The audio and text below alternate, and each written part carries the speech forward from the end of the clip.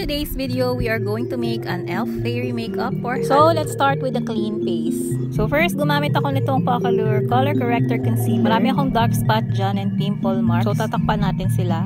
For the foundation, I will be using my favorite Maybelline Fit Me Matte Poreless in the shade 220. Ang ganda ng coverage nito and meron siyang matte finish.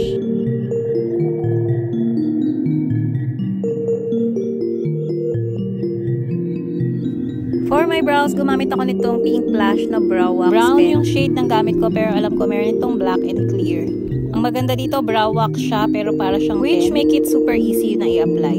Yung kabilang end niya, meron siyang brush. So, yun yung gagamitin natin para suklayin yung ating brows. And then, using angle brush and concealer, ayan, nilinisin ko lang yung gilid ng aking brows para more defined. For the eyeshadow, gagamitin ko itong aking Will Pigmented Eyeshadow. Gagamitin ko lang itong pinaka-lightest na shade. And i-apply ko lang yan all over my eyes. When it comes sa eye makeup, lagi ko sinasabi blending is the key. So, i-blend nyo yung maigi. Next naman ay dito sa aking Starway DIY Eyeshadow Palette. Kukunin ko yung pinaka-darkest shade dito and ilalagay ko sa outer corner ng mata ko. Blend, blend, blend.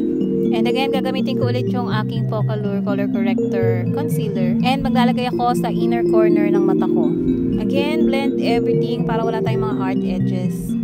And dito sa aking Will Eyeshadow Palette, kukunin ko yung shimmery dito. And yun yung ilalagay ko sa inner corner ng mata ko or sa aking tear ducts. Next, dito naman sa aking Miss Lara Ultimate Eyeshadow Palette. Shades of green ito. Kumuha lang ako ng shimmery green eyeshadow and ilalagay ko dito sa aking brow bones. And eto namang shimmery yellow dito sa gilid ng mata ko. Pa-upward ang blend para maging lifted yung ating eyes. Next is kinuha ko lang ulit yung angle brush ko and yung aking concealer. Naglagay lang ako dito sa ilalim ng aking mata. And dinrag ko yan upwards para nga maging lifted yung aking eyes. Para mukhang chinita, ganun. And gagamit tayo nitong Kim Muse Eyeliner Stamp. Stamp to, meron siyang left and right. And napakadaling gamitin ito. So, isa-stamp ko lang yan dyan sa corner ng iyong eyes. Para madaling makagawa ng wing. So, yung kabila niyan is pen para dudugtungan mo na lang yung wing na in-stamp mo. Magka-curl lang ako ng lashes and then magmamascara ako. Gagamitin ko yung aking favorite Maybelline Hyper Curl. Ang ganda ng mascara na to and super affordable. And then maglalagay ako ng false lashes.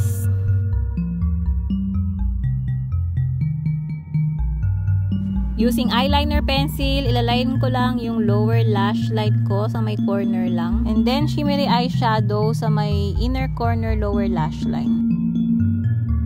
For the blush, gagamitin ko itong Vice Cosmetic Aura Blush in the shade Manika. Again, pataas ang blend para lifted ang ating face. Mag-contour din tayo para tumangos naman ang ilong. Huy! Dito na rin sa jaw dahil round face ako. And then, dito ulit sa aking Miss Lara Ultimate Eyeshadow Palette. Kunin ko lang yung shimmery gold dito and gagamitin kong pang-highlight. Dito sa aking cheekbone and sa aking nose. For my lips, gagamitin ko itong aking Kiko Milano Matte Lipstick.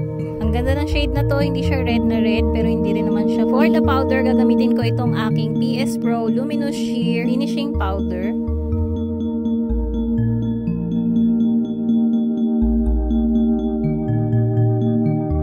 And dito sa aking Starway DIY Eyeshadow Palette, kukunin ko yung chunky glitters dyan. Maglalagay lang ako sa aking cheeks, sa eyes, and sa aking forehead.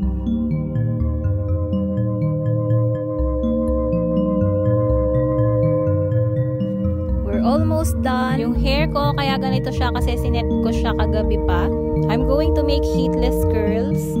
I will make a separate video kung paano ko ginawa to, so abangan nyo na lang.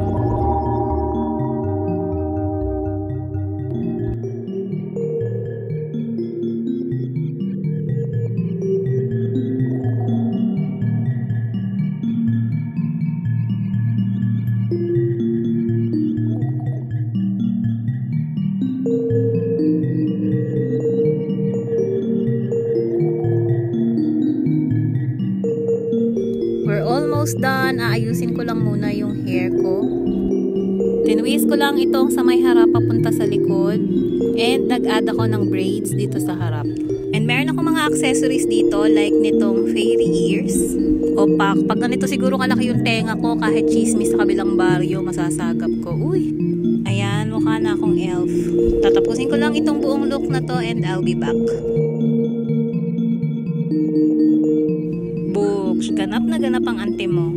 So, kung a-attend ka ng Halloween party, you can copy this look. Easy lang siya, madali lang gawin yung makeup, and maging creative ka na lang sa mga accessories. You can wear fairy dress, o kaya kahit yung mga simpleng cocktail dress. Dress color na bagay sa look na to is pink, white, or kaya green and brown combination. And that's it. Please don't forget to thumbs up this video if you like it, and see you on my next vlog. Bye! Thank you for watching. Don't forget to love yourself.